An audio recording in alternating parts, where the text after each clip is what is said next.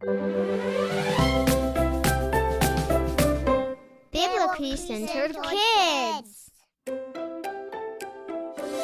Well, hello and happy Saturday, friends.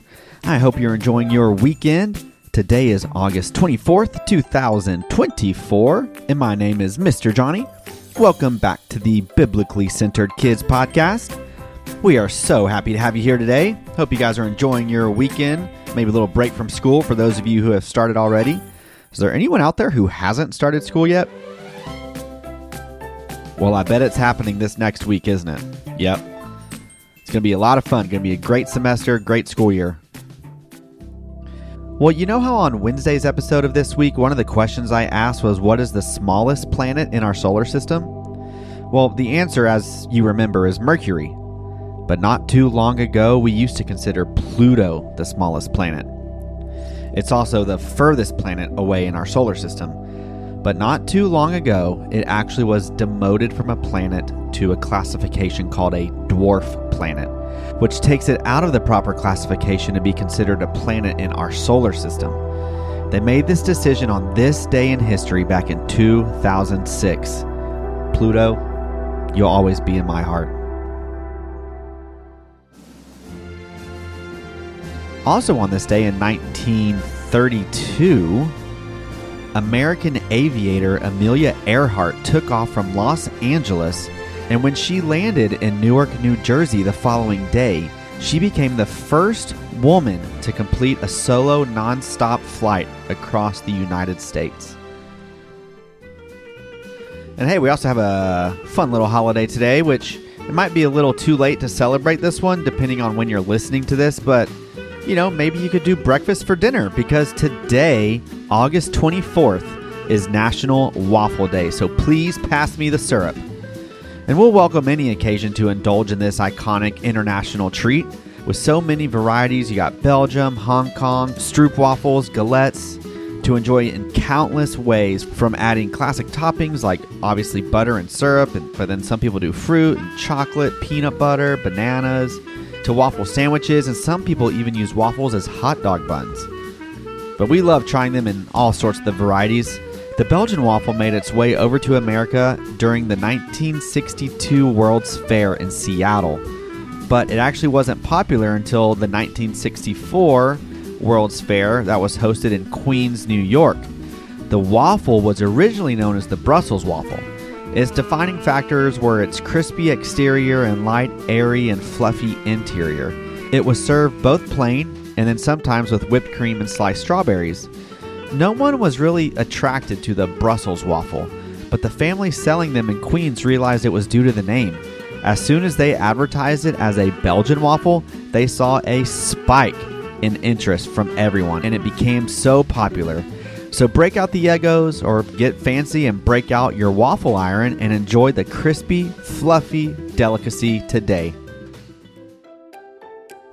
Surely by this point you guys have the virtue committed to memory, right? All right, if you have, go ahead and say it out loud. Virtue H says...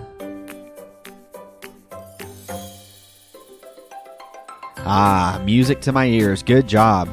Well, for those of you who don't have it memorized, let's say it together. Virtue H says, we humbly admit our mistakes, submit to correction, and accept discipline. Great job. I really enjoyed learning about this virtue with you guys this week.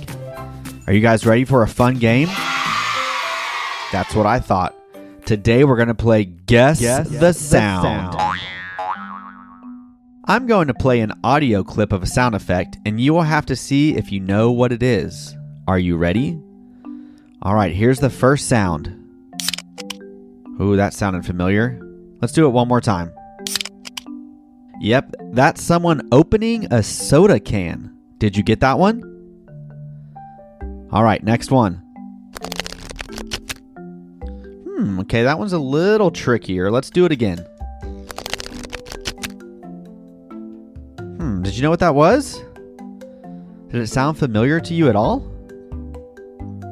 Well, that was actually someone shuffling a deck of cards. All right, let's keep it moving. Here we go. Okay, now this is one I definitely know. But I'm not going to say anything just yet. Let's just listen to it again. Well, if you aren't sure what this is, maybe play it for your mom or dad. I bet they'll know.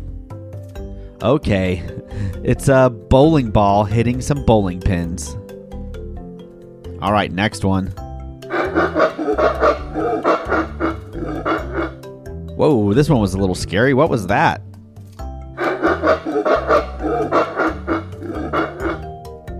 Any animal lovers out there know what animal that was? That's right, that was a gorilla doing some aggressive grunts. All right, here's one.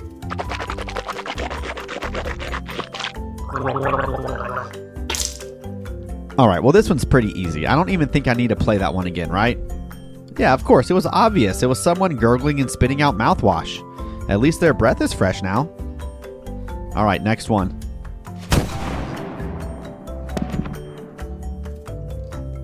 Okay, now you might be thinking firework, but that isn't a firework. Let's listen to it again.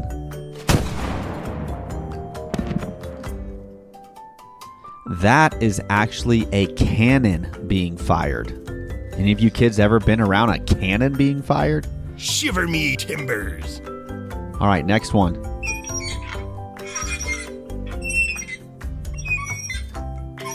Okay, well, I know that this is definitely squeaky. So what is that?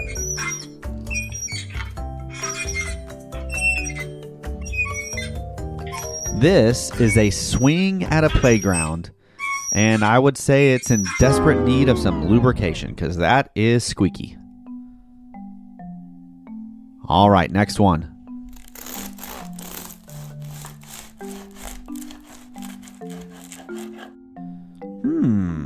Okay, let's do it again.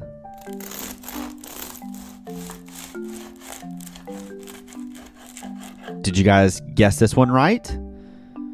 Okay, so we know it's someone cutting something, but it's actually someone cutting some French bread. Love some good French bread. Little crunchy exterior, soft interior. It's good stuff. All right, what do you say? Let's do a few more. All right, now this is an old school one, okay? So bonus points if you get this one.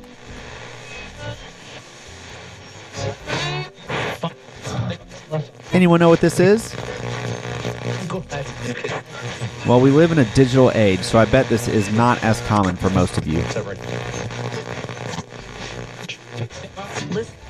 This is actually someone scanning through radio stations. That's right. If you can believe it, not too long ago, before all of our digital options for music and entertainment, you could tune into radio stations by physically turning a dial until you find the station you want. All right, let's do one more. Here we go.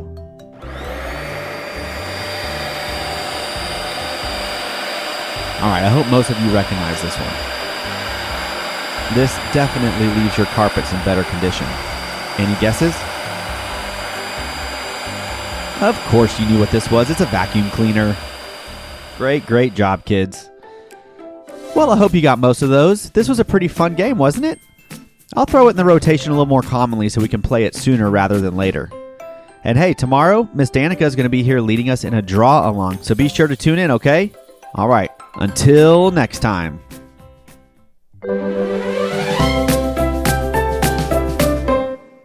Shiver me timbers.